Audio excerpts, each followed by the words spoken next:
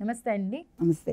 నిన్న ఉగాది సందర్భంగా అందరూ కూడా అంటే చిన్నవాళ్ళ నుంచి పెద్దవాళ్ళు కూడా అందరూ చక్కగా పండుగలో సరదాగా సంబరాలు చేసుకున్నారు. ఉగాది పచ్చడి తిన్నారు.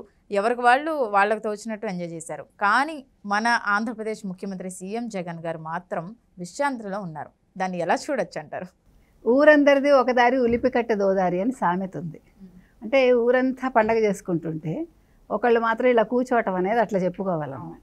ఎందుకంటే చక్కగా అసలు ఉగాది అనేది పర్వదినం, మనకి తెలుగు వాళ్ళకి మొట్టమొదటి పండగ.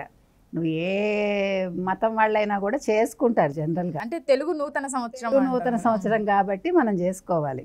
ఎందుకంటే అసలు ద్రావిడ పార్టీ తమిళనాడు తీసుకుంటే డిఎంకే కరుణానిధి మార్చాడు దాన్ని. ఎందుకంటే వాళ్ళు ద్రావిడ పార్టీ వాళ్ళు దేవుడిని పూజించరంటారు. సర్లే, వీళ్ళందరూ అవకాశవాదులు కాబట్టి అవన్నీ చెప్తూ ఉంటారు. అది పక్కన పెడితే ద్రావిడ పార్టీ వాళ్ళ సిద్ధాంతం ఏంటి? కరుణానిధి ఏం చేశారంటే జనవరి 14 ఉగాది చేసేసాడు ఆయన వాళ్ళకి, తమిళ నూతన సంవత్సరం. ఎందుకంటే సూర్యుడు మారుతాడు కదా మనకి ఆ రోజు, మకర సంక్రాంతి. సో సూర్యుడు మారుతాడు కాబట్టి సూర్యుడు మనకి అన్నీ ఇస్తాడు కాబట్టి ఈ రోజే నూతన సంవత్సరం చేయాలి అని ఆయన కొన్ని సంవత్సరాల క్రితం మార్చేశాడు ఆయన. అంటే ద్రావిడవాదానికి చెందిన వాళ్ళే ఉగాది జరుపుకుంటున్నారు. ఏప్రిల్ మనకి ఇప్పుడు నిన్న జరిగింది కదా మనకి ఉగాది, వాళ్ళకి కరెక్ట్గా 14 రోజుల తర్వాత వాళ్ళకి జరుగుతుంది తమిళ వాళ్ళకి. కానీ నిన్న కన్నడ వాళ్ళకు కూడా నిన్ననే చేసుకుంటారు. అది అంటే మనము కన్నడ వాళ్ళు ఒకటే ఫస్ట్ నుంచి కూడా. అన్నీ మన భాష కూడా మనకి ఎలా ఉండేదంటే, అంటే ఇక్కడ అవసరం లేదు, ఊరికి ఒక్క మాట చెప్తాను. 9వ 10వ శతాబ్దం వరకు మనకి కామన్ స్క్రిప్ట్ ఉండేది, అంటే లిపి ఒకటే ఉండేది. వాళ్ళకి మనకి ఉగాది ఒకటే, ఒక తమిళియన్స్కి ఒకటే 14 రోజుల తర్వాత వస్తుంది. అయితే ద్రావిడవాదానికి చెందిన కరుణానిధి అంటే కోర్ పీపుల్ వీళ్ళందరూ వీళ్ళే ఉగాది జరుపుకుంటున్నారు. మరి ఈయనకేమొచ్చింది జరుపుకోవటానికి? అంటే నువ్వు క్రిస్టియన్ మతానికి చెందినవాడు అయ్యి ఉండొచ్చు, కానీ తిరుపతి వెళ్తున్నావుగా, తిరుపతికి బట్టలు పట్టుకెళ్తున్నావుగా. అప్పుడు మరి భారతీరెడ్డి గారు వెళ్ళటం లేదుగా, ఏ ఒక్కసారి ఆవిడ వెళ్ళలేదు. అసలు మనకి హిందూ సంప్రదాయంలో భార్య లేకుండా మనకి ఏ పూజలు చెల్లవు. ఈవెన్ రాముడు అంతటి వాడే బంగారు సీతను పెట్టుకుంటాడు పక్కన. మరి ఈవిడ నిన్న వేద ఆశీర్వచనంలో ఎలా కూర్చున్నారో నాకైతే అర్థం కాలేదు.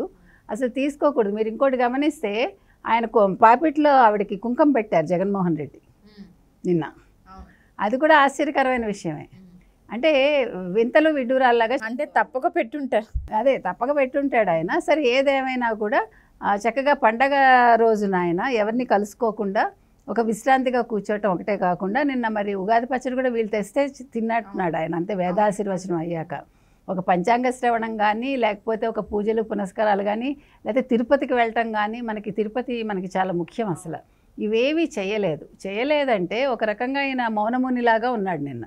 అంటే మనం ఎలా చూడొచ్చు అంటే ఆయనకి జనరల్గా ఆయన హిందూ కాదు, క్రిస్టియన్ కాబట్టి ఆ పరంగా ఇంట్రెస్ట్ లేక ఈ పండుగ సంబరాల్లో అంటే ఇలా టెంపుల్కి వచ్చి వేదాశీర్వచనం తీసుకోవడం ఇలాంటి ఇంట్రెస్ట్ లేక చేయలేదంటారా, లేకపోతే ఇంకా వేరేమైనా ఉద్దేశం? అంటే ఒకటి ఇంట్రెస్ట్ లేకపోయినా కూడా ప్రజల కోసం చేస్తాడు ఆయన.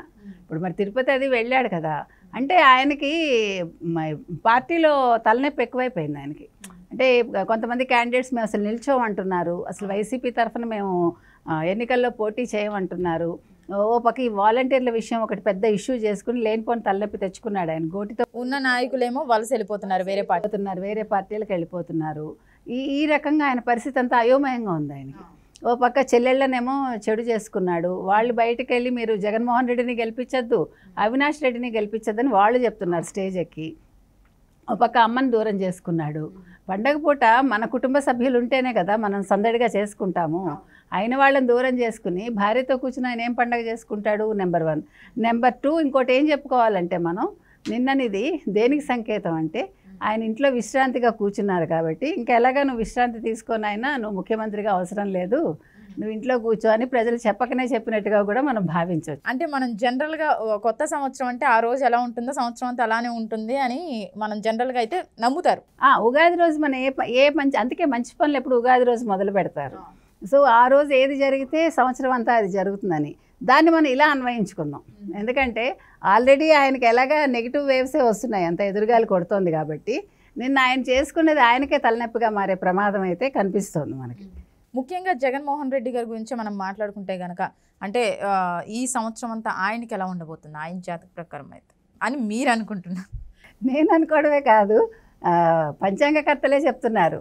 ఇప్పుడు ఈసారి ఆయనకి 1 రాజపూజ్యం 6 అవమానం అని, 6 7 కూడా. అది ఆయనకి జాతక ప్రకారం కూడా బాగలేదనే తెలుస్తోంది మనకి ఓ పక్క. అందుకని ఇవన్నీ సంకేతాలే.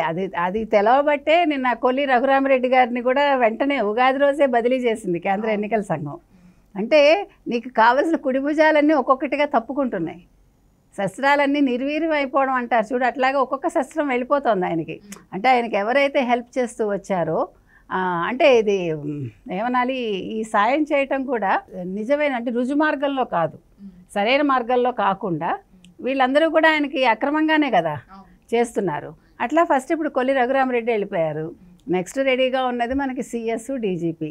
అందుకని ఆయనకి ఉగాది అనేది ఆయనకి వేప పచ్చడే మిగిల్చింది, ఆయనకి ఓన్లీ వేపే మిగిలింది ఆయనకి. ఎందుకంటే చేదుగా ఉంటుంది కాబట్టి ఆ చేదుని ఆయన నిన్న చవి చూశాడు. సరే ఒంట్లో బాగోలేదని ఒక వంక పెట్టుకుని ఉండొచ్చు మనకి. ఏదేమైనా కూడా ఆయనకి ఉగాది అయితే సవ్యంగా మొదలవల, నూతన సంవత్సరం అయితే ఆయనకి కొంచెం చేదుగానే ఉంది ఆయనకి. అంటే ఇప్పుడు పార్టీలో అయితే చాలామంది వ్యతిరేకతలు అయితే ఉన్నారు ఆయనకి. మరి ఇలా ఎన్నికల వరకు చూసుకుంటే కనుక ఇంకెంతమంది పార్టీలో మిగిలే అవకాశం ఉంది? అదే చెప్తున్నా, ముఖ్యమైన వాళ్ళందరూ వెళ్ళిపోతే ఇప్పుడు రాజు ఒక్కడు ఉంటే ఏం సరిపోతుంది, బంట్లు ఉండాలి. బంట్లు తప్పుకుంటున్నారనే కదా మనం చెప్పుకుంటున్నాం. ఇప్పుడు విజయసాయిరెడ్డే బయటకు వచ్చేస్తాడేమో అని, ఎన్నికల్లో నిల్చోడేమో అని కూడా మనకి వార్తలు వచ్చాయి. విజయసాయిరెడ్డే భయపడుతున్నాడు నెల్లూరులో, అంత ఎదురుగాలు వీస్తోంది అతనికి. ఎందుకంటే అక్కడ లోకల్ క్యాండిడేట్కి రెడ్లే బ్రహ్మరథం పెట్టారు, మనం కూడా చూసాం. కాబట్టి ముఖ్యమైన నేతలకే అలా ఉంది అక్కడ పరిస్థితి. ఇప్పుడు ఒక్కొక్కళ్ళు ఏ రకంగా నెగ్గుతారా నెగ్గరా అనే ఒక సంశయంలో ఉన్నారు. ఇంకొక పెద్ద విషయం ఏంటంటే వీటన్నిటికి సాయం ఈ కూటమి అనేది, అంటే ఈ ఎన్డీఏ కూటమి అనేది ఇప్పుడు జగన్మోహన్ రెడ్డికి చాలా నష్టం చేస్తుంది. నిన్నటి వరకు బీజేపీతో ఆయన ఉన్నాడు. ఇప్పుడు బీజేపీ అనే ఒక పార్టీ వాళ్ళ అవసరాల కోసం వచ్చినా, తెలుగుదేశం కోసం వచ్చినా, మొత్తానికి తెలుగుదేశం జనసేన కూటమితో కలిసింది. ఈ కలవటం అనేది డెఫినెట్గా జగన్మోహన్ రెడ్డికి మైనస్సే అవుతుంది ఎలా తీసుకున్నా కూడా. అది ఇప్పుడు ఆ భయం కూడా ఆయనకు ఉంది. ఇప్పుడు ఒకవేళ రేపు పొద్దున్న తెలుగుదేశం వచ్చి ఇప్పుడు కూటమి కనుక నెగ్గింది అనుకోండి, ఏమవుతుంది? జగన్మోహన్ రెడ్డికి తలనొప్పే. ఆయన కేసులన్నీ తిరగతోడతారు. నిన్నటి వరకు ఆయన అన్ని వాయిదాలు వేసుకు, నిజంగా అందరూ అంటున్నట్టు ఇంకా అతపాతాడానికి అనుకో, అంతే కదా, వాయిదాలు వేసుకుంటూ వచ్చి కోర్టు మొహం చూడలేదు ఇంతవరకు. ఏదో ఒక వంకన అప్పుడు ముఖ్యమంత్రిగా తప్పించుకున్నాడు. ఇప్పుడు ముఖ్యమంత్రి కాకపోతే ఆయన పరిస్థితి ఏమవుతుంది? ఇప్పుడు ఒక్కొక్కళ్ళు, కేజ్రీవాలే వెళ్ళాడు జైలుకి, కేజ్రీవాల్ వెళ్ళాడు, కవిత వెళ్ళింది, ఒక్కొక్కళ్ళు వెళ్తున్నారు. రేపొద్దున కేటీఆర్ రెడీగా ఉన్నారు అని అంటున్నారు. సో వీళ్ళు చేసుకునే తప్పులు ఇప్పుడు స్వయంకృతాపరాధాలే మనిషిని అధపాతాళానికి తొక్కేస్తాయి ఎప్పుడు కూడా. ఇప్పుడు మనిషికి ఒక పవర్ ఇచ్చినప్పుడు ప్రజలు దాన్ని సక్రమంగా వినియోగించుకోకపోతే ఇట్లాంటి తలనొప్పులు వస్తాయి. ఇవన్నీ భయం పట్టుకుంది ఆయనకి. మన ఈ మధ్యకాలంలో జగన్మోహన్ రెడ్డిలో అది చూసాం మనం. బస్సు యాత్రలన్నీ విఫలమయ్యాయి ఆయనకి. అలా బస్సు వెళ్ళిపోతుంది, ఒంటరిగా వెళ్ళిపోతున్నాడు ఆయన. ఇది కూడా ఒక సంకేతమే. సో ఈ సంకేతాలన్నిటికీ నిన్న మనం చూసింది ఏంటంటే, ఒక ప్రత్యక్షంగా మనకి అది కనిపించింది అక్కడ. ఆయన ఇట్లాగ డల్గా ఉండడం ఆయనకు కూడా అర్థం కావట్లే ఏం చేయాలని. డబ్బు ఒక్కటే మనిషికి అన్ని కొని తేదమ్మా. డబ్బు కంటా మించింది ప్రజల అభిమానం, అది ఆయన కోల్పోతున్నారు. చాలా చోట్ల ఆయనకు వ్యతిరేకతే ఉంది గ్రాస్ రూట్ లెవెల్లో. మనం చూసుకుంటే మన ప్రశాంత్ కిషోరే చెప్పాడు.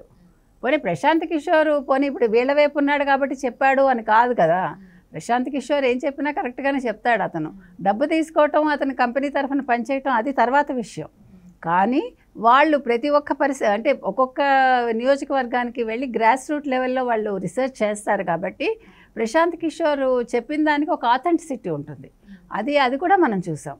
సో ఇవన్నీ కూడా ఆయనకి ఏం చేయాలో దిక్కుతోచని స్థితిలో ఆయన ఉండబట్టి నిన్న ఉగాది పర్వదినాన ఇంట్లో గమ్మున కూర్చున్నాడు ఆయన, అంతే. అంటే ఈ సంవత్సరం మొదలుకొని ఇంకొన్ని సంవత్సరాల వరకు జగన్ గారికి ఇంకా లేవటం అనేది లేదు. ఇంకా పార్టీ పతనానికి ఇవన్నీ కూడా సంకేతాలే.